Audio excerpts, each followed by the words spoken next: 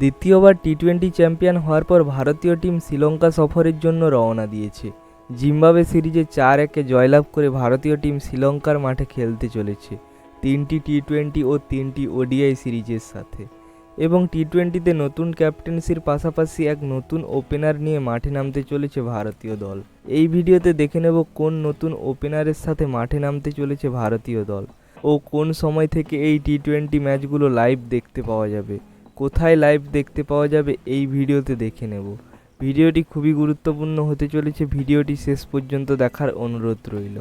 Zimbabwe সিরিজের পর ভারতীয় টিম শ্রীলঙ্কার বিপক্ষে যে সিরিজ খেলবে তার প্রথম টি-20 ম্যাচ 27 জুলাই শ্রীলঙ্কার ক্যান্ডি পালেকালে ইন্টারন্যাশনাল ক্রিকেট স্টেডিয়ামে দেখতে পাওয়া যাবে। এই ম্যাচটি লাইভ দেখতে পাওয়া যাবে সন্ধ্যা 7:30 থেকে। টিভিতে সোনি স্পোর্টস নেটওয়ার্ক এবং মোবাইল ফোনে সোনি লিভে এর লাইভ ম্যাচ উপভোগ করতে পারবেন। এই স্টেডিয়ামের কথা বললে এই স্টেডিয়ামে ভারতীয় টিম তেমন ম্যাচ খেলেনি, কিন্তু অপরদিকে শ্রীলঙ্কা টিম এই স্টেডিয়ামে ম্যাচ খেলে বেশিরভাগ ম্যাচ জয়লাভ করেছে। এই পিচে প্রথম ব্যাটিংয়ের জন্য সুযোগ রয়েছে। এই ম্যাচেও যেই টিম প্রথম টস জিতবে সে প্রথম ব্যাট করার সিদ্ধান্ত নেবে।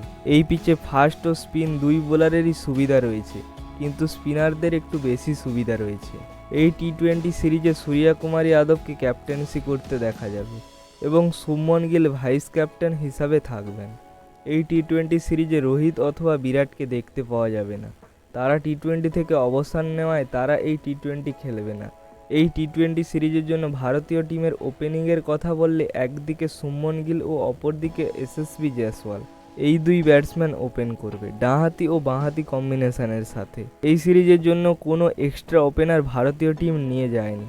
ঋতুরাজ গায়কোয়াড় ও অসাধারণভাবে সেঞ্চুরি করা অভিষেক শর্মা, এই দুইজনের কারোরই জায়গা মেলেনি।